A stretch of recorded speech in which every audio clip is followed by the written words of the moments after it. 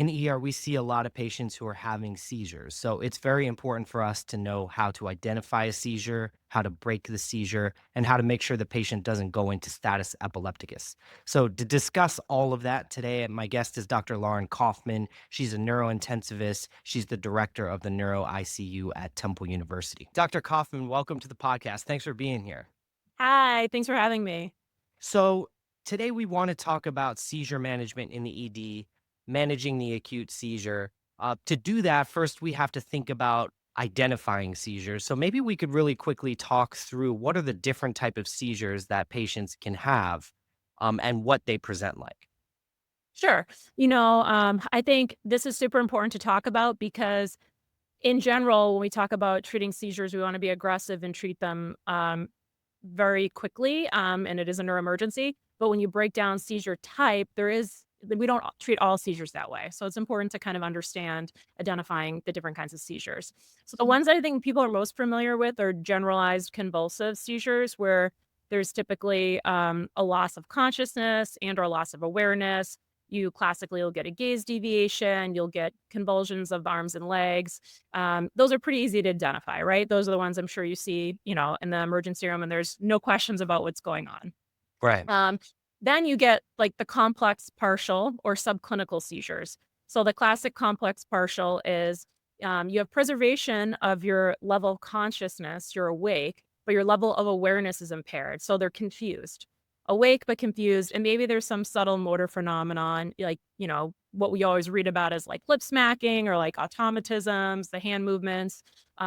Those you're still going to treat aggressively because it's electricity in the brain everywhere going crazy, and that's what we need to shut down.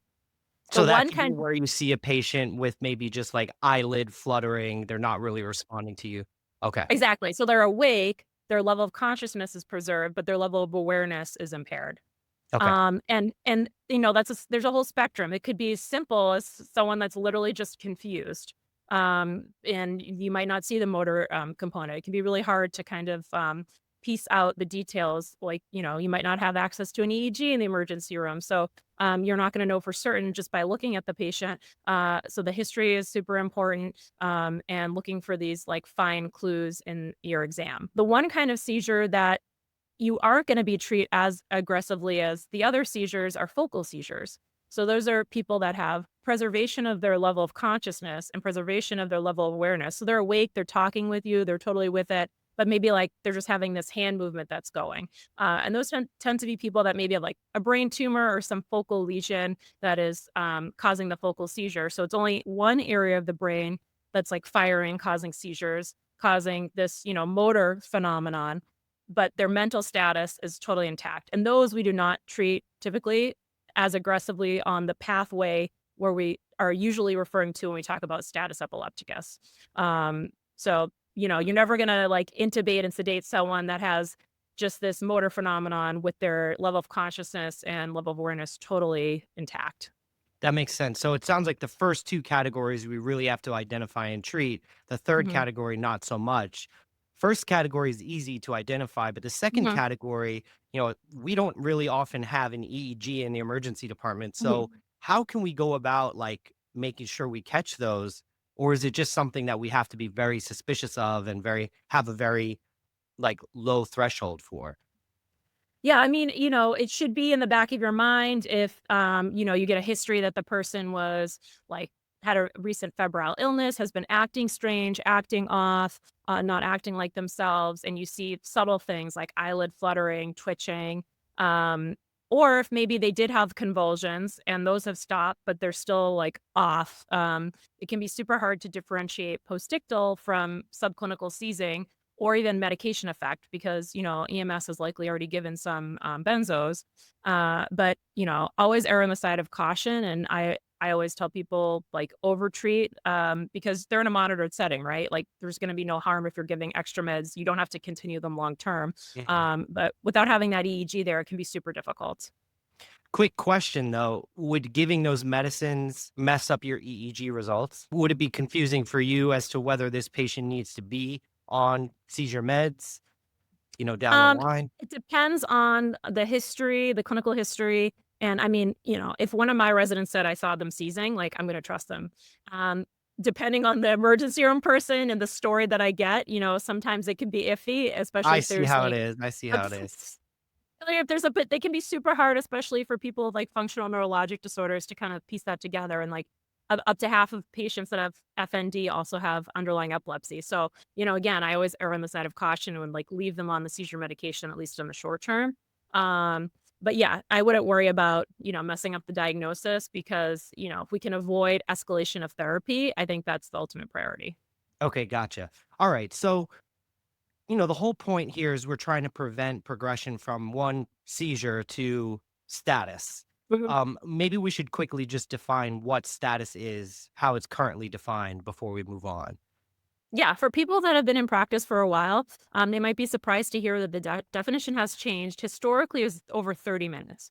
And, the past decade or so, there's been all this like mounting evidence that the longer people seize, there's actually changes on the cellular level that make it harder to treat, and people just have worse outcomes. So the definition now is if someone is seizing for longer than 5 minutes, or if they have multiple seizures without a return to baseline, that is status. So, I mean, if you think about the people you're seeing in the emergency room, that's like all of them, I assume, right? Yeah, it's pretty common. I mean, multiple, Mhm. so you're saying two seizures without a return to baseline would count as status or any seizure lasting more than 5 minutes. Yeah, that's a good That's amount like of pretty patients. much the most majority, I assume, of patients that you're seeing would meet that criteria. So I think it's super important to recognize that because, like we say with stroke, like time is brain, and it's like, super important to identify those people and initiate therapy and like as fast as possible because you're gonna improve the outcomes for that patient. Okay, great. So let's talk about therapy then. We're watching a seizure in real time in the emergency department. How should we be treating this? Yeah. I mean, something I'm sure I don't have to tell you, but like, simple things first, check a blood glucose. I have seen people with like hypoglycemia look like an MCA stroke or provokes a seizure. So super easy to fix, right? And you just cover your bases, your ABCs. You guys are experts in that. Your next step will be benzos, right? Benzos are number one.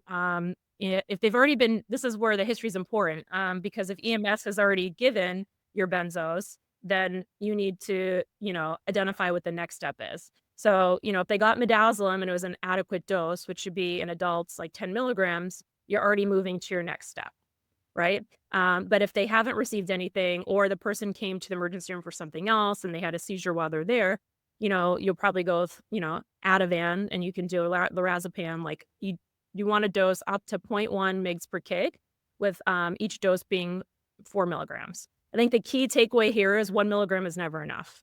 I don't know why people are so scared to give seizing patients Ativan. I see this a lot on the medicine floors. I don't know how it is in the ED, but like there's like this huge fear about giving seizing patients Ativan because everyone's worried about their respiratory status. But if you adequately treat them, you can actually avoid escalation of therapy and they wake up and they do better. So if you can at least give 2 to 4, preferably 4 milligrams of Ativan, Yeah. that or 10 of midazolam, that's always gonna be step 1. That's great. Yeah, I see a lot of emergency department residents giving 2 of Ativan. Mhm. So I always love to start with 4 of Ativan, Mhm. or you're saying 10 of Midaz. And it sounds like you're saying for lorazepam, Ativan, you can go up to zero point 0.1 mgs per kg. So for the average patient, that's 7 to 10 milligrams without worrying too much. Yeah, exactly. So the other thing in the back of your mind is when you're doing one thing, you should already be thinking, "What's my next step?" and just put the order in because, like, it can be verified, they can get the medication, it's gonna take time to get to the bedside. You don't have to give that medication if it's not needed, but you should be thinking ahead and already, like, working towards the next step because, again, like, time is brain because all these, like, delays can add up. Great. So yeah, what is our next step? Mhm. Well, I think most people these days are pretty familiar with Keppra, levetiracetam, and that's a great first line agent. So it'd actually be your second anti seizure medication because you've already given your benzos.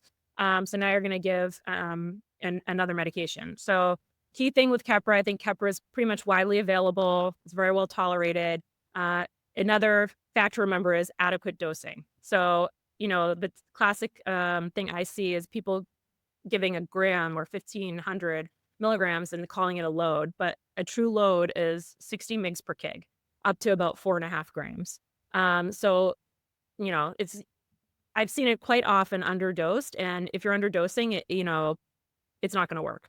So you wanna make sure you're giving appropriate doses. Another piece of advice that I always give people, because we think of Keppra being, like, renally cleared, and you have to typically dose adjust it for people with, that are dialysis dependent, but you still give the full dose for that initial load. Only the maintenance dosing afterwards gets reduced. So give the full dose, 60 mgs per kg.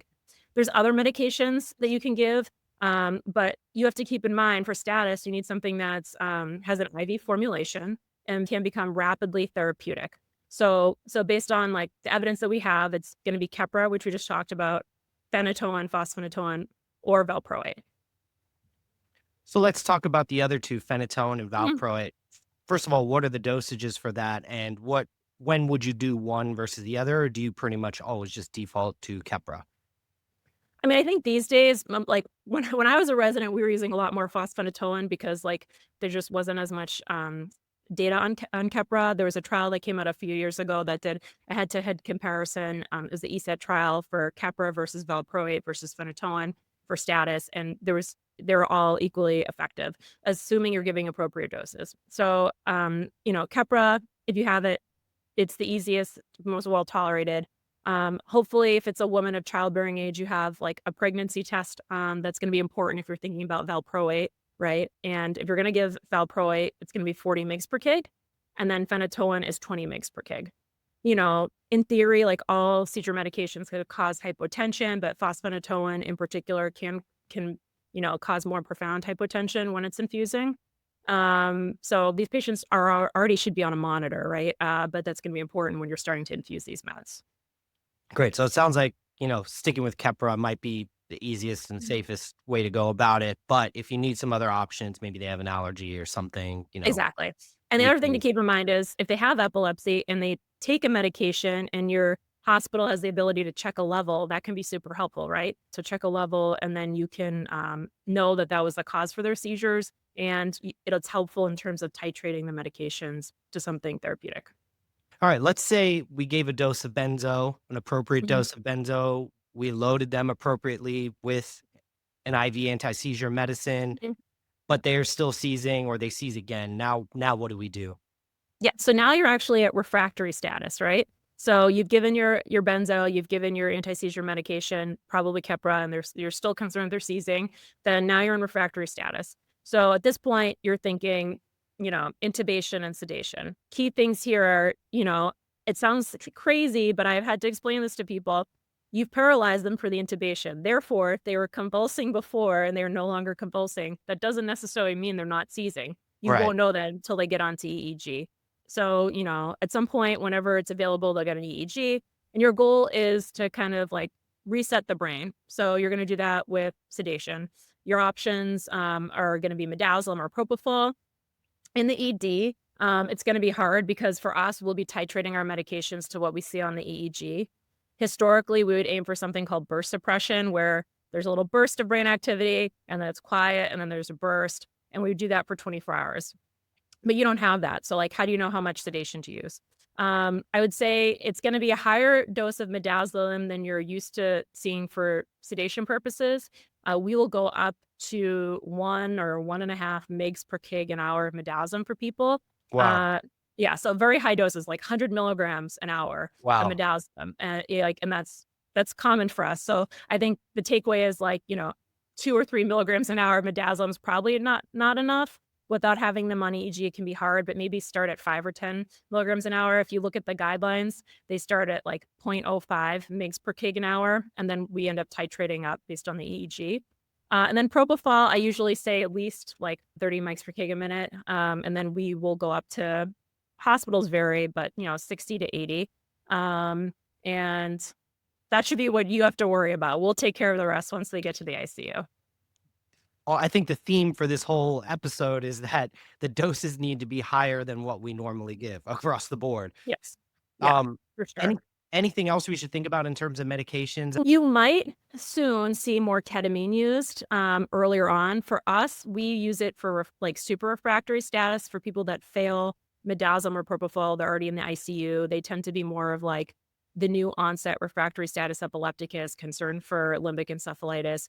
But there's actually a trial that's going to be starting soon. It's called KSET, KESETE, KESETT. But so it's super exciting because I think from a mechanistic standpoint, ketamine makes sense. It works on the NMDA receptors, and the longer you seize, you actually upregulate those receptors, and you have more of them, whereas you lose the GABA. So that's why it's important to treat the benzos up front because you lose the receptors that it's working on. Gotcha. Okay. Okay, so let's say we've treated the seizures. What else needs to happen next? Yeah, so I think, part of it depends on the history. If, they were found down, you're gonna think about doing your basic trauma workup, clear their C-spine. For anyone that has a seizure, I always ask for a CPK to be checked because one convulsive seizure, believe it or not, is enough to cause rhabdo. Mhm. Uh, and then we're gonna ask for a head CT. Even if it's someone that has epilepsy, I think it is important to get a head CT because just because they have epilepsy doesn't mean they couldn't have had a stroke now or, Right. there's no hemorrhage there. So that's going to be important to rule that out. And then, there are a handful of times where an ischemic stroke can present with seizures, and I've seen it. So that's where it's really important to get the history to know what were there symptoms that started before the seizure happened. And I always say a very low threshold to get vascular imaging. If you think there's a chance that something else could be going on, like if the gaze deviation doesn't make sense with what's happening with the seizures, the something is up with the exam, like low threshold to just get a CTA head and neck. Because at a very small percentage of patients with acute ischemic stroke, they can present with seizures. Interesting. Anything else? No, I think if the key points I would love for people to remember are, 1, like, up to a third of patients that have convulsive seizures can end up becoming non-convulsive, so they can simply be those confused patients. And 2, just appropriate dosing. Please give enough dosing and don't be afraid. Go big. That's why I always tell our residents, "Go big," because, giving more upfront, it will only, like, help that person. We can always scale back after. Sounds great. Thank you so much. This has been really helpful. Thank you.